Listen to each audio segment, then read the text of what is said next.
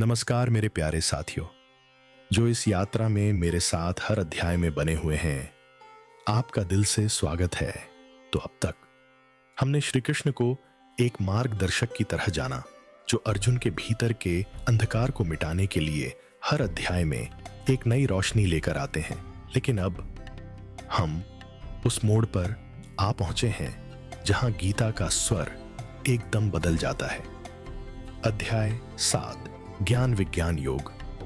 नाम से ही भारी लगता है ना, लेकिन यहां बात सिर्फ पढ़े हुए ज्ञान की नहीं है। यहां बात है उस अनुभूति की जिसे शब्दों में बांधना मुश्किल है। कृष्ण अब सिर्फ गुरु नहीं है, अब वो खुद को प्रकाशित करते हैं।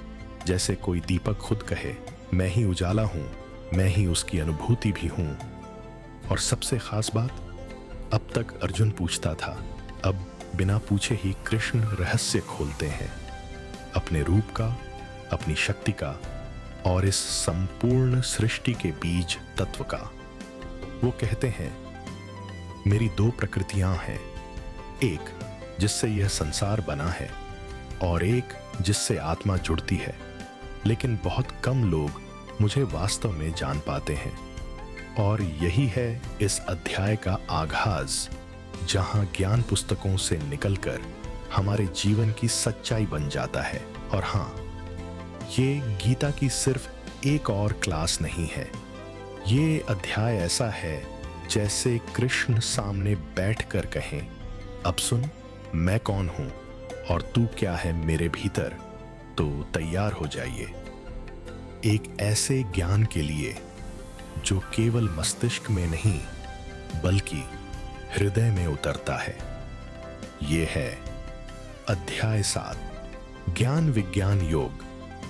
श्री कृष्ण की वाणी में छिपा परम सत्य का अगला द्वार।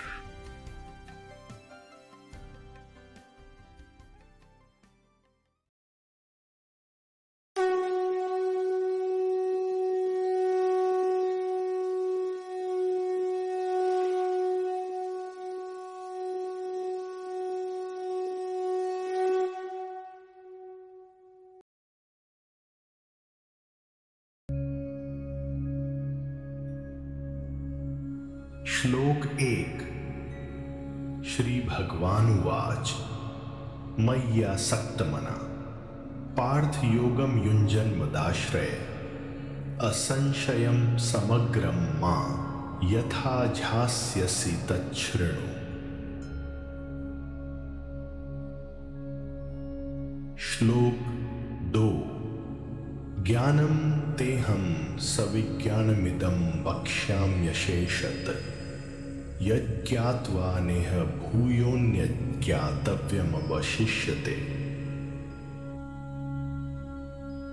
इसका हिंदी भावार्थ यह है कि भगवान श्री कृष्ण कहते हैं, हे पार्थ, जब मनुष्य अपना चित्त मुझ में आसक्त कर लेता है और भक्ति पूर्वक योग में स्थित होकर मुझ शरणागत होता है, तब वह बिना किसी संशय के मुझे समग्र रूप से जान सकता है।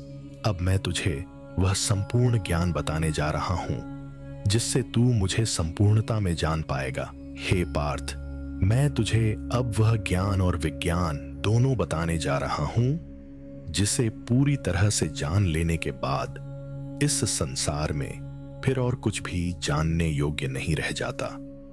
यह संपूर्ण और अंतिम सत्य है जो सब ज्ञानों का सार है।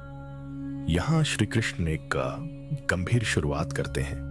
वे अर्जुन से कहते हैं, यदि तू अपने चित्त को मुझ में लगाकर श्रद्धा के साथ योग साधे तो मैं तुझे वह दिव्य ज्ञान दूंगा जिससे तू मुझे केवल साकार रूप में नहीं बल्कि पूर्ण ब्रह्म रूप में भी समझ पाएगा। यह ज्ञान कोई साधारण नहीं, यह वही है जो एक योगी को पूर्णत्व की ओर ले जाता है, जिसे पाने के बाद कोई संशय शेष नहीं रह जाता। यह श्लोक उस पूर्ण ज्ञान का उद्घोष है जिसमें केवल सैद्धांतिक बातें नहीं बल्कि जीवन के अनुभव का सार भी है। भगवान यहां केवल ज्ञान नहीं बल्कि सविज्ञान अर्थात अनुभूत और व्यवहारिक ज्ञान की बात कर रहे हैं। जो इस ज्ञान को समझ लेता है उसके लिए संसार का कोई रहस्य बाकी नहीं रहता। जब हम पूरी श्रद्धा और समर्पण के साथ किसी परम सत्य को जानने की इच्छा रखते हैं तो स्वयं जीवन हमारे लिए रास्ता खोलता है। यह श्लोक हमें बताता है कि आध्यात्मिक ज्ञान केवल किताबों से नहीं आता, बल्कि तब आता है जब मन भगवान में स्थिर हो जाए। यह एक निमंत्रण है संदेहों को छोड़ने का और पूर्ण विश्वास के साथ आत्मा के वास्तविक स्रोत को जानने का। अक्सर हम जीवन में टुकड़ों में ज्ञान बटोरते हैं, किताबों से, बातों से, अनुभवों से, पर यह श्लोक हमें उस परम ज्ञान की ओर ले जाता है जो संपूर्ण है, जिसे जानने के बाद मन स्थिर हो जाता है और खोज समाप्त हो जाती है। यह वो बिंदु है जहां बुद्धि और आत्मा दोनों एक दिशा में प्रवाहित होते हैं। यही जीवन का पूर्ण बोध है, जहां से सत्य शुरू नहीं होता बल्कि प्रकट होता है।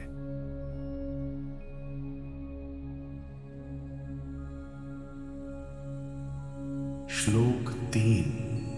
मनुष्याणां सहस्रेषु कश्चित् यद्दति सिद्धये यततामपि सिद्धानां कश्चिन् मां वेत्ति तत्त्वत्।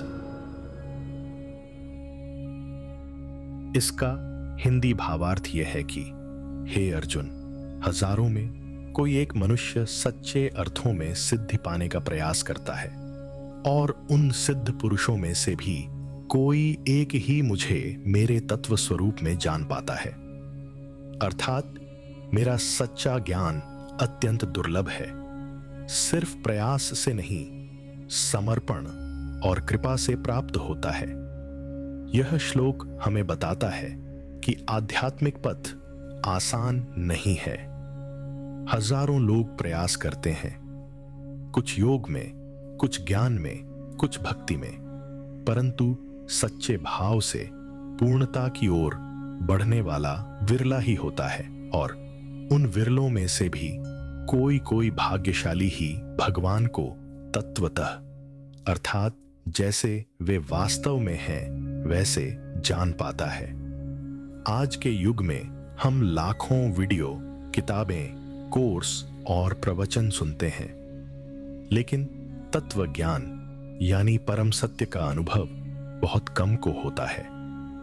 भगवत ज्ञान केवल पढ़ने या सुनने से नहीं, अनुभव, संघर्ष और समर्पण से आता है। इस श्लोक में श्री कृष्ण हमें याद दिला रहे हैं, सच्चा सत्य बहुत गहराई में छुपा है और उसे पाने के लिए जीवन भर की साधना चाहिए।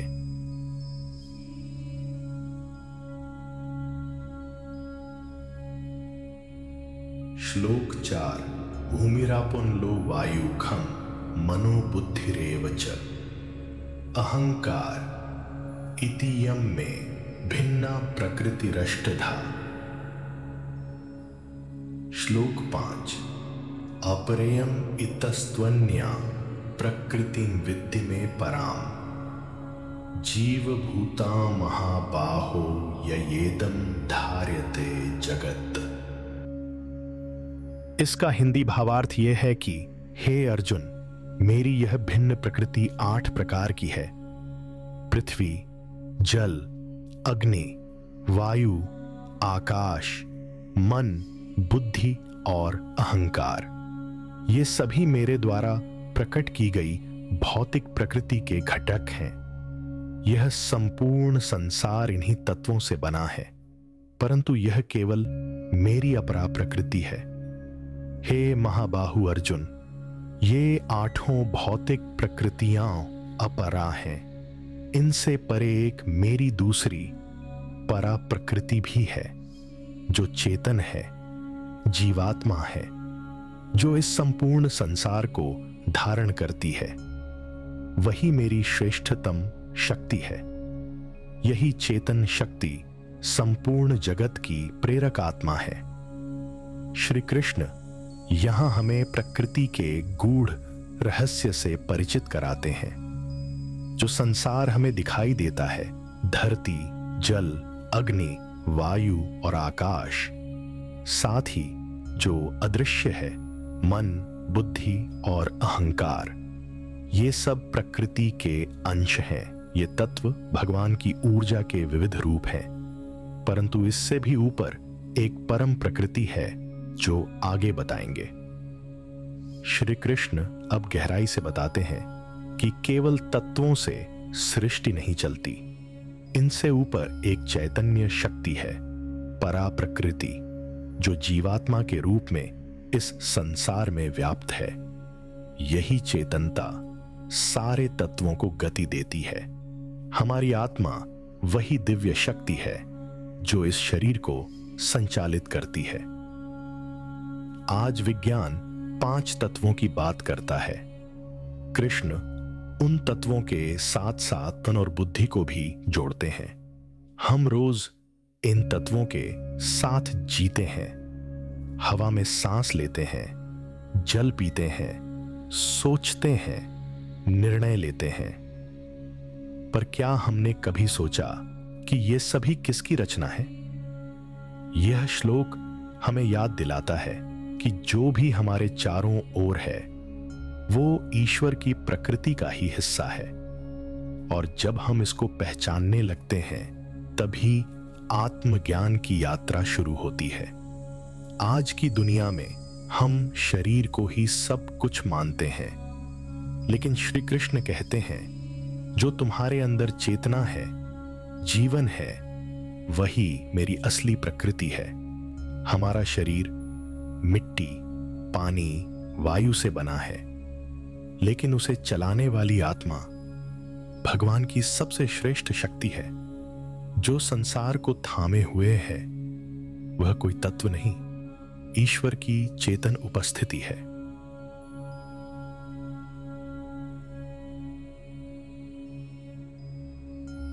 श्लोक 6। एतद्योनिनि भूतानि सर्वाणीत्युपधारय अहं कृत्स्नस्य जगतः प्रभव प्रलयस्तथा। श्लोक 7।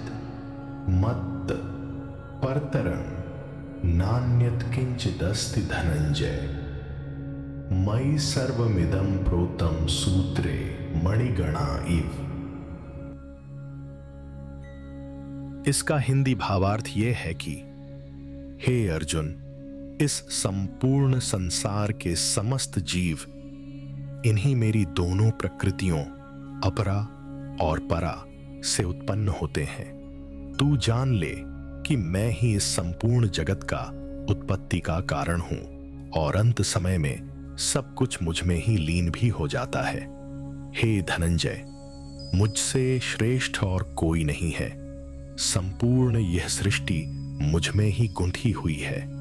जैसे मणियों की माला में धागा सबको थामे रहता है, वैसे ही मैं ही वह अदृश्य सूत्र हूं जो सबको जोड़कर चला रहा हूं। भगवान कहते हैं, जो कुछ भी तू देख रहा है वह मेरी ही शक्ति से जन्मा है और अंत में मुझ में ही समा जाता है। सृष्टि की उत्पत्ति और विनाश दोनों ही मेरे अधीन हैं। मैं ही आदि हूं और मैं ही अंत। सारा संसार मेरी इच्छा और ऊर्जा से संचालित होता है।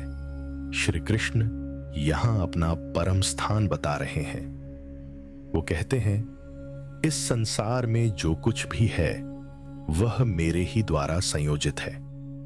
सारी चीजें भले ही अलग अलग दिखें, लेकिन उनके मूल में मैं ही उपस्थित हूं।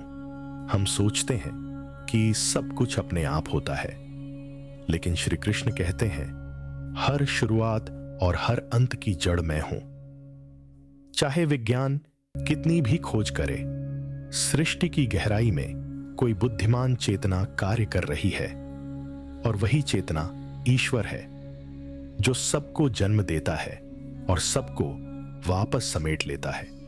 हम दुनिया को टुकड़ों में देखते हैं, चीजें, लोग, घटनाएं, लेकिन श्री कृष्ण कहते हैं, सबका आधार मैं हूं।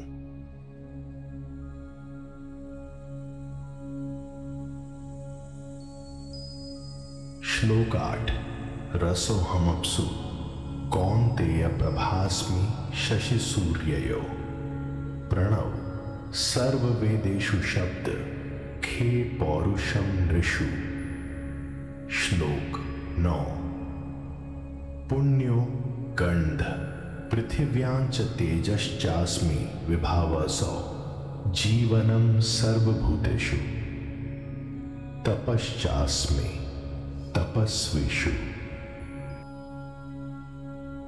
इसका हिंदी भावार्थ ये है कि हे कौन्तेय, मैं ही जल में रस हूं, चंद्रमा और सूर्य में तेज हूं, सभी वेदों में ओम स्वरूप प्रणव मैं ही हूं, आकाश में गूंजता हुआ शब्द मैं हूं, और पुरुषों में जो पुरुषार्थ है वह भी मैं ही हूं। मैं धरती की पवित्र सुगंध हूं, और अग्नि का प्रकाश और ऊष्मा भी मैं ही हूं। सभी जीवों में जो जीवन है वह मेरा ही अंश है, और तपस्वियों में जो तप की ज्वाला जलती है वह भी मैं ही हूं। श्री कृष्ण कहते हैं कि सृष्टि के हर तत्व में मैं हूं। पानी की मिठास से लेकर सूर्य चंद्र की रोशनी तक, हर अनुभव, हर शक्ति, हर चेतना, वेदों का मूल मंत्र ओम, जो हर ज्ञान की जड़ है, वह भी मैं ही हूं। मनुष्य में जो तेज, साहस और आत्मबल है वह भी मेरा ही प्रतिबिंब है। धरती की भीनी खुशबू, अग्नि की चमक, हर जीव के भीतर धड़कती जीवन शक्ति, और ऋषियों के तप में जो अग्नि जलती है, ये सब उसी एक परम सत्ता के प्रतीक हैं जो हर जगह है, हर रूप में है। जब तुम पानी पीते हो उसमें जो ताजगी महसूस होती है, जब सूरज की रोशनी तुम्हें स्पर्श करती है, जब कोई साहसी कार्य करते हुए तुम भीतर ऊर्जा पाते हो, तो समझो वो ईश्वर का अंश बोल रहा है। कृष्ण यह याद दिला रहे हैं कि ईश्वर कहीं बाहर नहीं, हर अनुभव में है।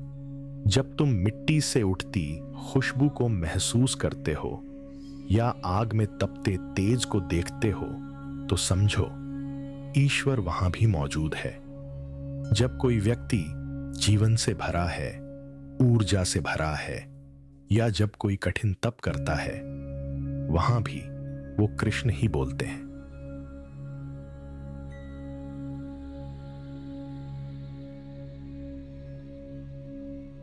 श्लोक 10। बीजम मां सर्वभूतानां विद्धि पार्थ सनातनम्। बुद्धिर्बुद्धिमतामस्मि तेजस्तेजस्विनामहम्। श्लोक 11। बलं बलवतां चाहं कामरागविवर्जितम्। धर्मा विरुद्धो भूतेषु कामोस्मि भरतर्षभ। इसका हिंदी भावार्थ यह है कि हे पार्थ, इस संपूर्ण जगत में जो भी जीव जन्म लेते हैं, उनका मूल बीज, उनकी उत्पत्ति का आधार मैं हूं। जो भी बुद्धिमान व्यक्ति हैं, जिनकी समझ गहरी है, उनकी बुद्धि भी मुझसे ही प्रेरित है, और जो भी तेजस्वी हैं, जिनमें तेज है, शक्ति है, प्रकाश है, उस तेज का मूल स्रोत भी मैं स्वयं हूं।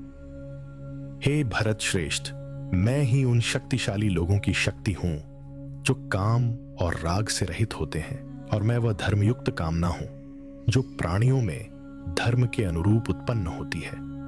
जहां कामना धर्म की मर्यादा में होती है, वहां उसका स्रोत मैं स्वयं हूं।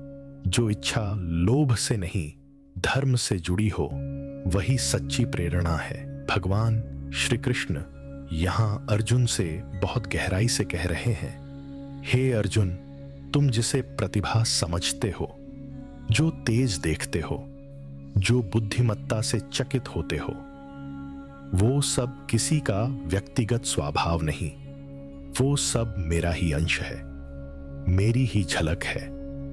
मैं ही हूं उस हर महानता के पीछे जो तुम्हें आकर्षित करती है।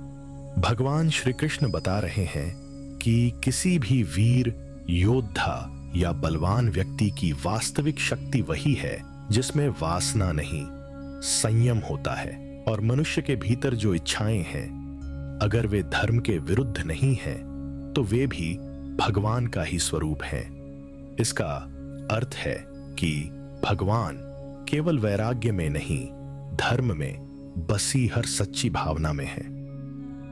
आज हम दुनिया में किसी को तेजस्वी देखकर आश्चर्य करते हैं, किसी की बुद्धि देखकर उसे पूजने लगते हैं, लेकिन श्री कृष्ण याद दिला रहे हैं, वो तेज, वो बुद्धि, वो सामर्थ्य व्यक्ति की नहीं, मेरी देन है। इसलिए अहंकार से नहीं, कृतज्ञता से देखो और जानो कि हर चमक के पीछे परम शक्ति की छाया है। आज के युग में शक्ति को अक्सर सत्ता या वासना से जोड़ा जाता है, लेकिन श्री कृष्ण कहते हैं, असली ताकत वही है जहां त्याग है। अगर हमारी इच्छाएं नैतिकता, सेवा और मर्यादा में हों, तो वे भी ईश्वर का ही रूप हैं। जीवन में कामनाएं हों, लेकिन वे धर्म को तोड़ने वाली नहीं, उसे निभाने वाली हों।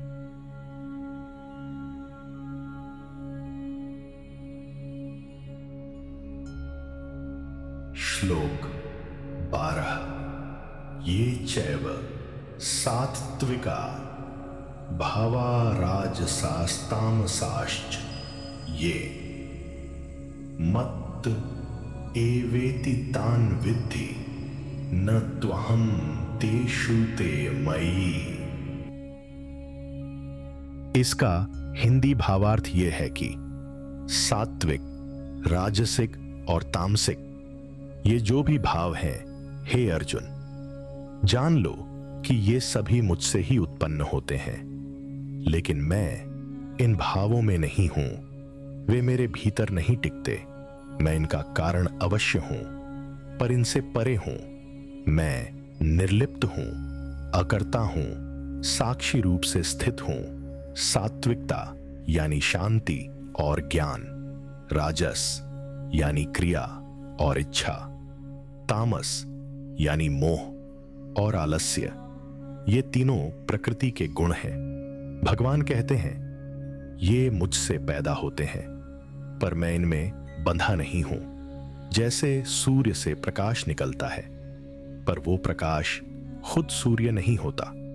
हमारी सोच, भावना और कर्म तीनों किसी न किसी गुण से चलते हैं, लेकिन ये गुण केवल हमारे अनुभव के साधन हैं। ईश्वर इनमें बंधते नहीं। जिस दिन हम यह समझ जाते हैं कि इन भावों से ऊपर भी कुछ है, वह दिन आध्यात्मिक जागरण की शुरुआत होती है। ईश्वर हमें कर्मों के जरिए अनुभव कराते हैं, पर वे स्वयं अछूते रहते हैं।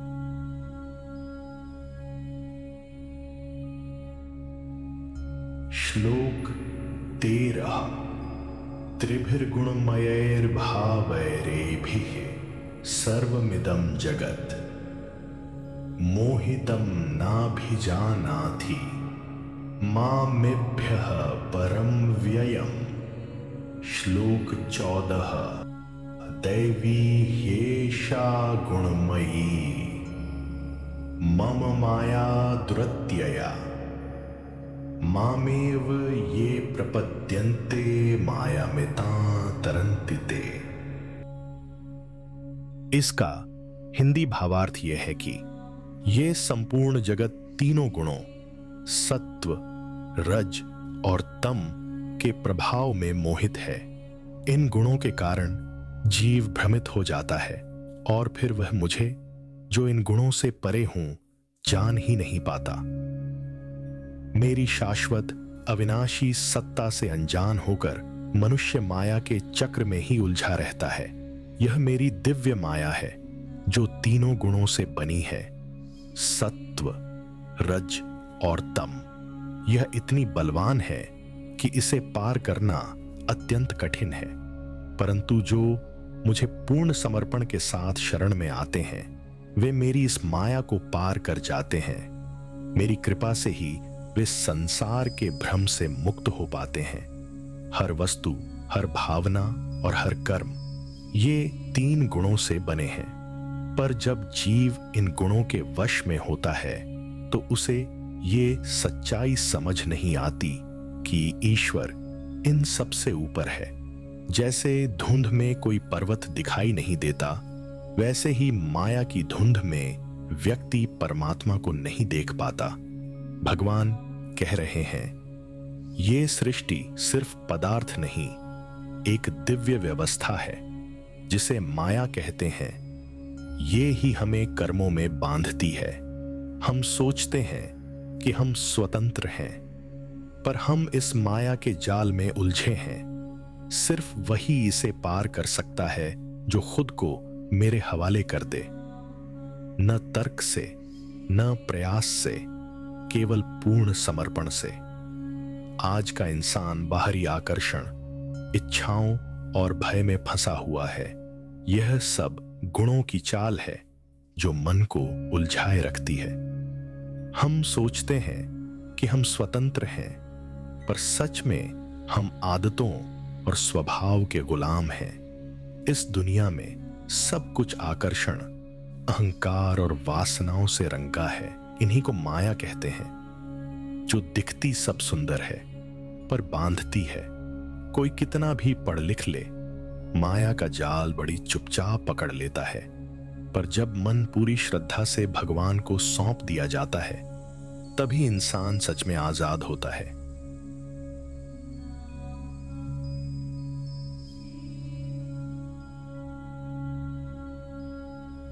श्लोक 15। नमा दुष्कृतिनो मूढ़ाः प्रपद्यन्ते नराधमा माययापहृतज्ञाना आसुरम भावमाश्रिताः। इसका हिंदी भावार्थ यह है कि जो पाप पूर्ण कर्म करते हैं, जो अज्ञानी हैं, जो अपने अहंकार और मोह में डूबे हैं, वे मेरी शरण में नहीं आते। उनकी बुद्धि माया ने ढांक दी है और वे आसुरी प्रवृत्तियों में डूबे हुए होते हैं। भगवान कहते हैं, संसार में कुछ लोग ऐसे होते हैं जो ज्ञान को पाकर भी उसे ठुकरा देते हैं। उनके अंदर श्रद्धा नहीं, अहंकार और द्वेष होता है। वो केवल अपनी इच्छाओं के गुलाम बनकर जीते हैं। ऐसे लोग कभी ईश्वर की सच्ची शरण नहीं लेते। आज भी ऐसे लोग मिलते हैं जो जीवन की सच्चाई को नकारते हैं, जो सिर्फ भौतिक सुखों को ही सब कुछ मानते हैं। वे न किसी को सुनते हैं, न आत्मा की आवाज को पहचानते हैं। जब तक अंदर का अंधकार दूर नहीं होता, तब तक भगवान की रोशनी नजर नहीं आती।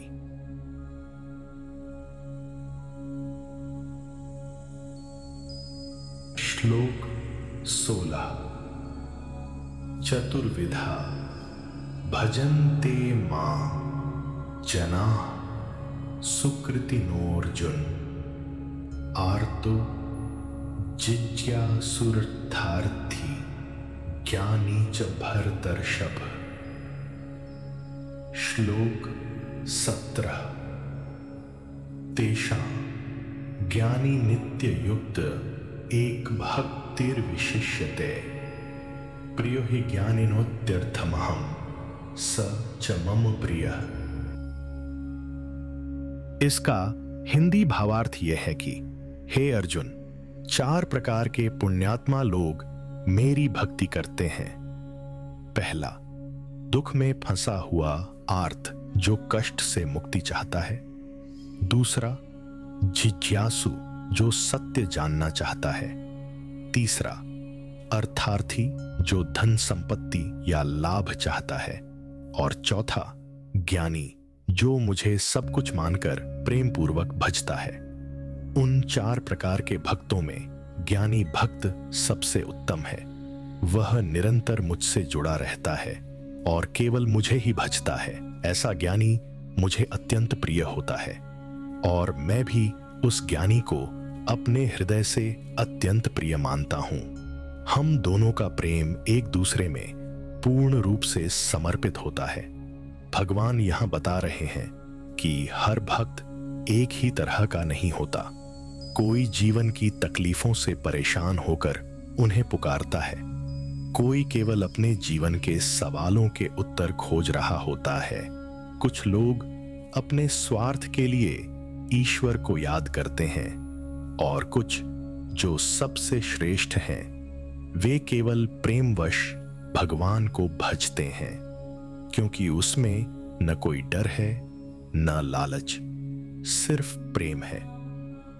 आज भी हम भगवान को याद तब करते हैं जब हम दुख में हों, कोई सवाल हो, कुछ चाहिए हो, या जब मन शुद्ध हो। लेकिन भगवान उसी को श्रेष्ठ मानते हैं जो बिना किसी चाह के उन्हें अपनाता है, क्योंकि प्रेम बिना स्वार्थ ही सच्चा योग है। हम अक्सर भगवान से कुछ मांगते हैं, सुख, धन, समाधान, पर जो ज्ञानी होता है वह भगवान को साध्य मानता है, साधन नहीं। वह भगवान को केवल चाहता है, बिना शर्त, बिना उद्देश्य। ऐसा प्रेम जब होता है तो ईश्वर भी उससे जुड़ जाते हैं। ये है सच्चा योग, जहां चाह नहीं, सिर्फ समर्पण होता है।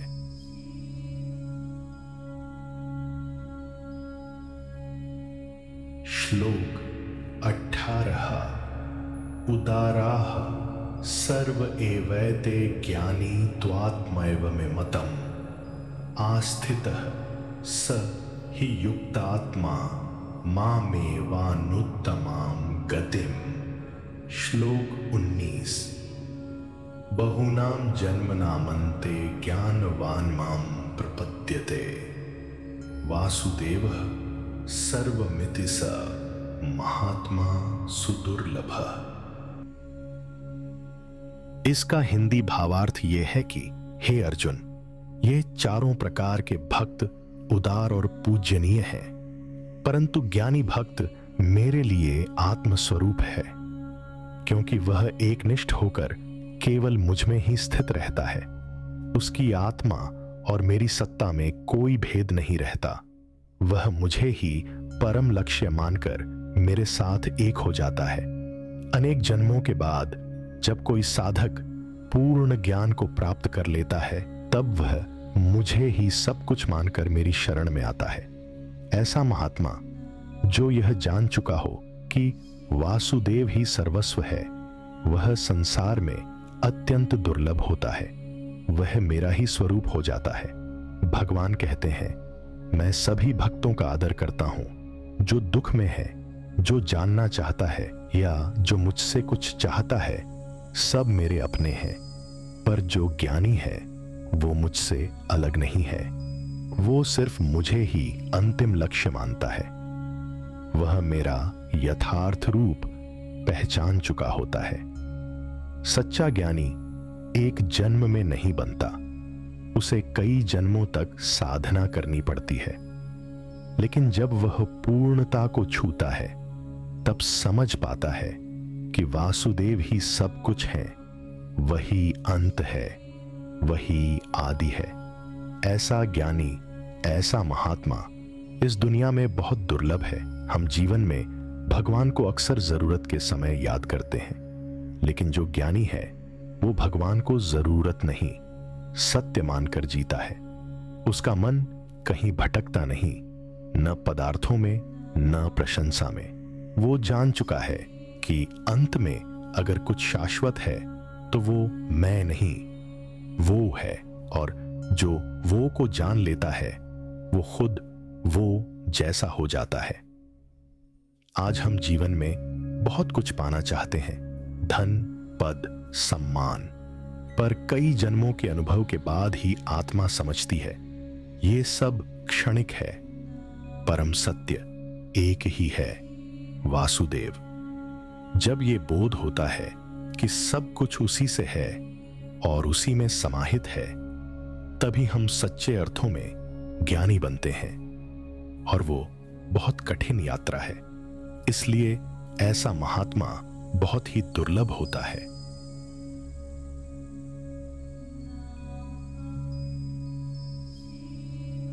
श्लोक 20। कामैस्तैस्तैर्हृतज्ञाना प्रपद्यन्तेऽन्य देवता तन्तं नियममास्थाय प्रकृत्या नियताः स्वया। श्लोक 21। यो यो या तनु भक्तः श्रद्धयार्चितुमिच्छति तस्याचला श्रद्धा तामेव विदधाम्यहम्। इसका हिंदी भावार्थ यह है कि भगवान कहते हैं, जिनका ज्ञान इच्छाओं से ढक गया होता है वे लोग अलग अलग देवताओं की शरण में जाते हैं। हर कोई अपनी प्रकृति के अनुसार किसी न किसी नियम या पूजा पद्धति को अपनाता है और उस देवता को पाने का प्रयास करता है। यह सब उनकी स्वाभाविक प्रवृत्ति के अनुसार होता है। हे अर्जुन, जो भक्त जिस जिस देवता को श्रद्धा से पूजना चाहता है, मैं उसकी उस श्रद्धा को दृढ़ कर देता हूं। जिस रूप में वह भक्ति करना चाहता है, उसी रूप में मैं उसकी श्रद्धा को स्थिर करता हूं। उसकी भावना में बाधा नहीं डालता, बल्कि उसे वही भाव दृढ़ता से अनुभव करने देता हूं, क्योंकि भक्ति का स्रोत भी मैं ही हूं। भगवान श्री कृष्ण बता रहे हैं कि जब मनुष्य का ज्ञान कामनाओं से ढक जाता है, तब वह किसी विशेष इच्छा की पूर्ति के लिए किसी भी देवता को पूजने लगता है।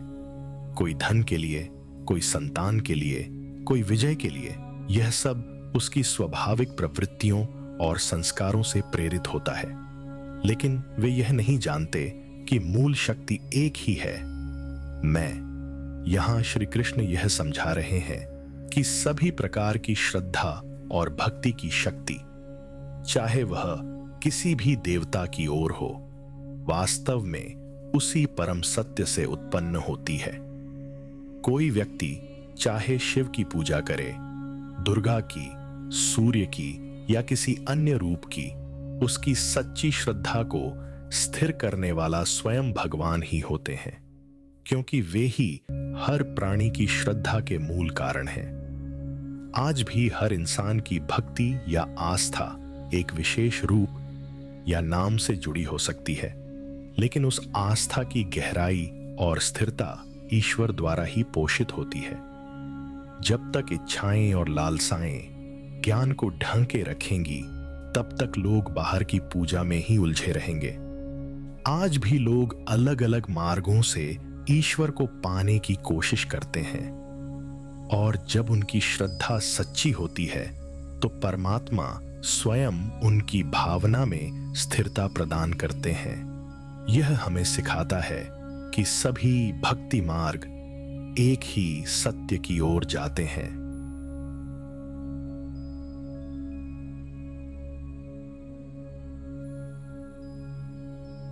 श्लोक 22। स्तया श्रद्धया युक्तस्तस्याराधनमिहते लभते च ततः कामान्मयैव विहितान् हितान्। श्लोक 23। अंतवत्तु फलं तेषां तद्भवत्यल्पमेधसां देवान् देवयजो यान्ति मद्भक्ता यान्ति मामपि। इसका हिंदी भावार्थ यह है कि वह भक्त जिस देवता में जिन भावना और श्रद्धा के साथ भक्ति करता है, उसी श्रद्धा के अनुसार उसकी पूजा करता है, और फिर वह अपने मनचाहे फल भी प्राप्त कर लेता है। लेकिन उन फलों को देने वाला भी अंततः मैं ही हूं। वो फल उसी श्रद्धा के अनुसार मिलता है जैसा उसने निष्ठा से मांगा, परंतु वह फल सीमित और नश्वर होता है। जो लोग अन्य देवताओं की पूजा करते हैं, उन्हें जो फल मिलते हैं वे सीमित और नश्वर होते हैं। ऐसे लोग जिनकी बुद्धि थोड़ी है, वो उन देवताओं के लोकों में चले जाते हैं, लेकिन जो भक्त मेरी पूजा करते हैं वो अंततः मुझ में ही समाहित हो जाते हैं। आज भी लोग अलग अलग नाम, रूप या पंथों से भगवान को पुकारते हैं। अगर कोई व्यक्ति पूरी निष्ठा और भावना से किसी रूप में आराधना करता है तो उसे जीवन में वह फल या अनुभव मिल जाता है जिसकी वह आकांक्षा करता है, लेकिन वह फल एक ही सर्वोच्च चेतना से आता है। यह हमें सिखाता है कि सच्ची श्रद्धा कभी व्यर्थ नहीं जाती, परंतु समझ ये होनी चाहिए कि देने वाला एक ही परम स्रोत है। आज की दुनिया में लोग तात्कालिक लाभ के लिए पूजा करते हैं। धन, सफलता, स्वास्थ्य, ऐसे प्रयास छोटे उद्देश्य पूरे कर सकते हैं, पर आत्मा की शांति और मुक्ति की दिशा में नहीं ले जाते। परम शांति और सच्चा सार केवल उसी भक्ति में है जो स्वार्थ से परे होकर स्वयं भगवान के चरणों में समर्पित हो। कृष्ण हमें यह सिखाते हैं, सीमित को नहीं, अनंत को चुनो।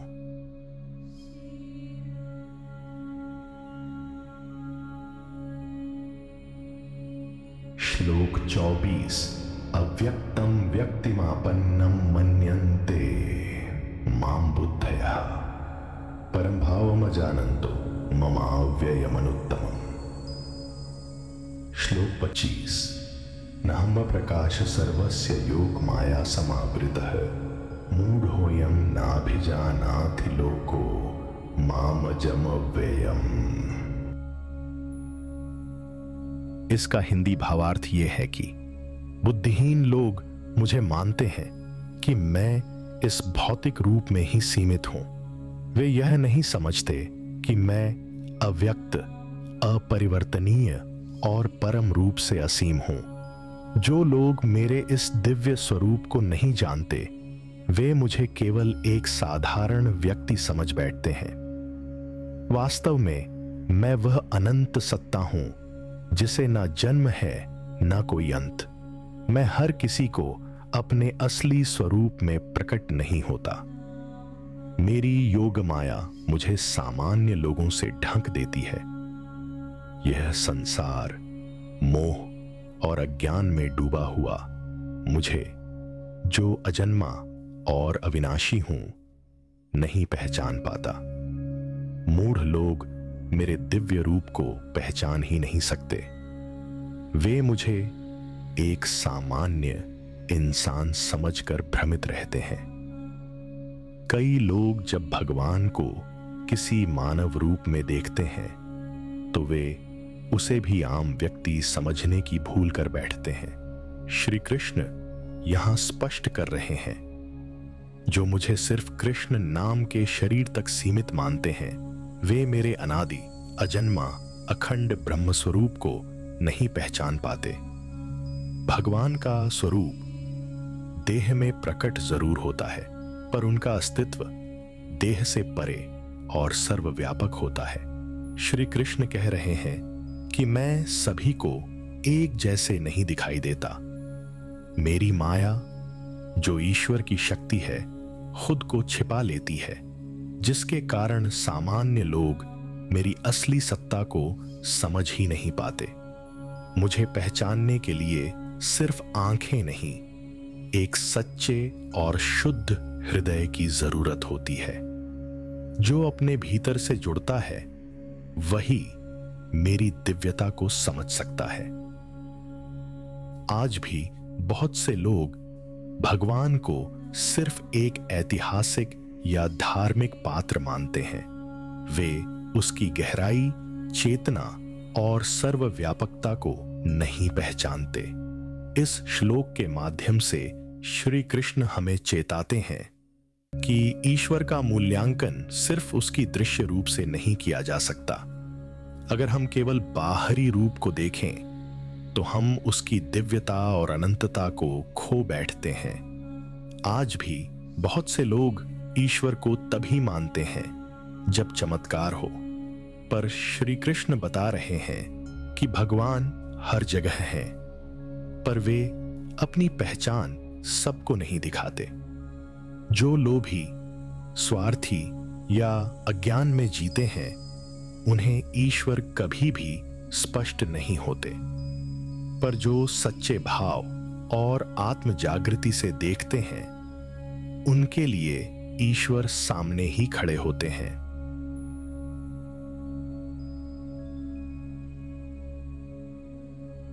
श्लोक 26। वेदाः समतीतानि वर्तमानानि चार्जुन, भविष्याणि च भूतानि मां तु वेद न कश्चन। श्लोक 27। इच्छा द्वेष समुत्थेन द्वंद्व मोहेन भारत, सर्वभूतानि सम्मोहं सर्गे यान्ति परन्तप। इसका हिंदी भावार्थ यह है कि हे अर्जुन, मैं भूतकाल, वर्तमान और भविष्य तीनों समय के समस्त प्राणियों को जानता हूं।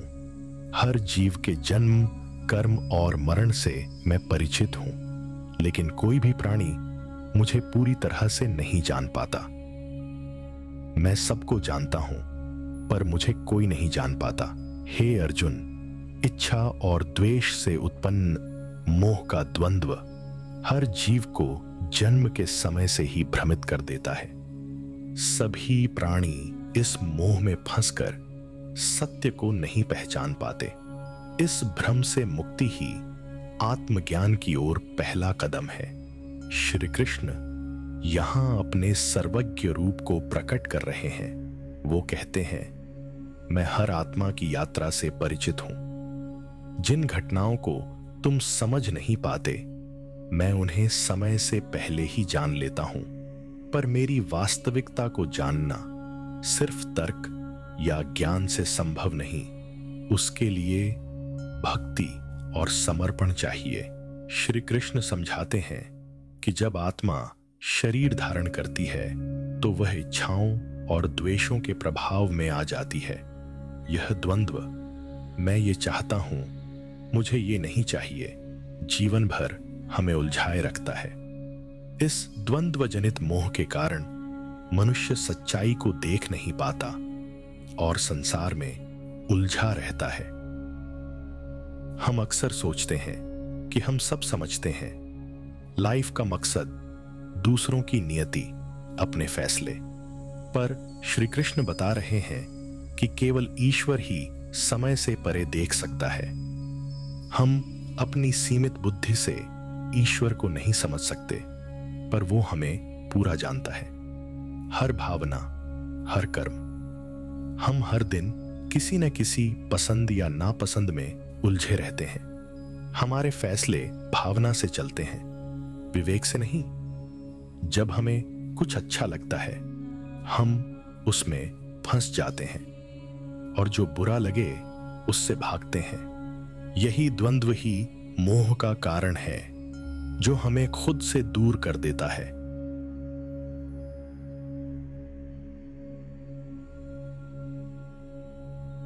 श्लोक 28। येषां त्वन्तगतं पापं जनानां पुण्यकर्मणां, ते द्वन्द्वमोह निर्मुक्ता भजन्ते मां दृढ़व्रता। श्लोक 29। जरामरण मोक्षाय मामाश्रित्य यतन्ति ये, ते ब्रह्म तद्विदुः कृत्स्नमध्यात्मं कर्म चाखिलम्। इसका हिंदी भावार्थ यह है कि जिन लोगों के पाप कर्म समाप्त हो चुके होते हैं, जो पुण्य कार्यों में रत रहे हैं, वे ही लोग मोह और द्वंद्व से मुक्त होते हैं। ऐसे व्यक्ति पूरी श्रद्धा और निष्ठा से मेरी भक्ति करते हैं। उनका मन स्थिर और दृढ़ होता है। जो लोग बुढ़ापे और मृत्यु से मुक्ति की इच्छा रखते हैं, वे मेरी शरण लेकर निरंतर प्रयास करते हैं। ऐसे लोग संपूर्ण ब्रह्म को जान लेते हैं, आत्मा की सच्चाई को पहचानते हैं और समस्त कर्मों के गूढ़ रहस्य को समझ लेते हैं, वे जीवन के अंतिम सत्य के साक्षी बन जाते हैं। श्री कृष्ण कहते हैं कि सच्चे भक्त वे होते हैं जिनका जीवन शुभ कर्मों से शुद्ध हो चुका होता है। जब कोई मनुष्य शुभ कार्य करता है और पाप से दूर होता है तो उसका मन द्वंद्व और भ्रम से मुक्त हो जाता है। तभी वह दृढ़ संकल्प के साथ परमात्मा की भक्ति कर पाता है। इस श्लोक में श्री कृष्ण कहते हैं कि जो व्यक्ति बुढ़ापे और मृत्यु के बंधन से मुक्त होना चाहता है वह परमेश्वर की शरण में आकर साधना करता है। ऐसे साधक न केवल ब्रह्म को जानते हैं बल्कि आत्मा की गहराई और जीवन के कर्म सिद्धांत को भी समझते हैं। यह ज्ञान उन्हें मोक्ष की ओर ले जाता है। जब तक हमारे मन में पापों की परछाई होती है तब तक हम स्थिर नहीं हो पाते, पर जब हम सच, अच्छाई और सेवा के मार्ग पर चलते हैं तो धीरे धीरे मन शांत होता है और उस शांत चित्त से ही सच्चे भाव से ईश्वर की अनुभूति होती है। जब कोई व्यक्ति केवल शरीर तक सीमित नहीं रहता बल्कि आत्मा के वास्तविक स्वरूप को जानने का प्रयास करता है तब वह जीवन और मृत्यु के डर से ऊपर उठने लगता है। जो भी श्री कृष्ण की शरण में आकर ये खोज करता है वह सच्चे अर्थों में कर्म, आत्मा और ब्रह्म की एकता को समझता है। ऐसे व्यक्ति ही जीवन के परे की यात्रा पर निकलते हैं।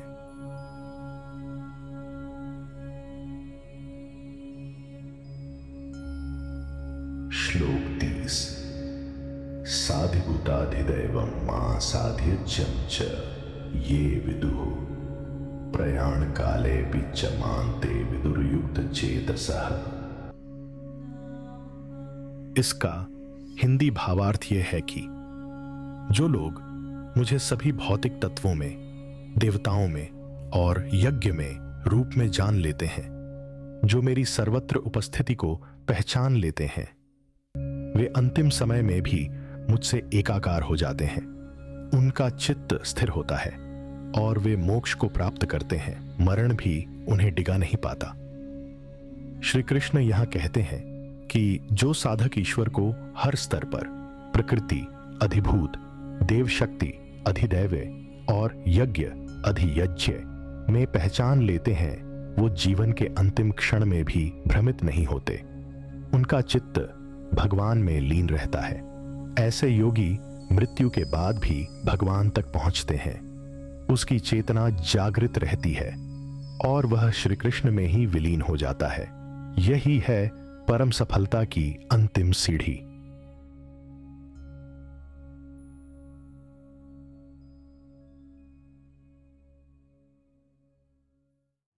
तो साथियों, आज हमने सुना ज्ञान विज्ञान योग का दिव्य रहस्य। ये सिर्फ एक अध्याय नहीं था बल्कि आत्मा से परमात्मा तक की सीधी सीढ़ी थी। कृष्ण ने अर्जुन से कहा, सुन, केवल जानकारी से कुछ नहीं होगा, अनुभव चाहिए, समर्पण चाहिए, और वो जीवित अनुभव ही विज्ञान है। हमें बताया गया कि ये सारा ब्रह्मांड जिन 8 तत्वों से बना है वो सब भगवान की ही प्रकृति है। हर बूंद जल, हर किरण सूर्य, हर ध्वनि में वह है। और फिर जिसे हजारों जन्मों में कोई विरला समझ पाता है वो है वासुदेवः सर्वमिति। सब कुछ वही है, बस वही। लेकिन ये पाना इतना सरल नहीं। मोह, माया, राग, द्वेष, आसक्ति हमें बार बार भूल में डाल देते हैं। लेकिन जो अंत में भी उसे ही याद रखे, जो मृत्यु की घड़ी में भी उसके स्वरूप, यज्ञ, तत्व और स्वर को न भूले, वो मुक्त होता है। यह अध्याय हमें बताता है सच्चा ज्ञानी वही है जो केवल पढ़ता नहीं बल्कि जीता है कृष्ण को। मिलते हैं अगले अध्याय में, जहां आत्मा और अक्षर ब्रह्म का गूढ़ रहस्य खुलेगा। तो चलिए अगली सीढ़ी चढ़ते हैं। अध्याय 8, अक्षर ब्रह्म योग की ओर। जय श्री कृष्ण।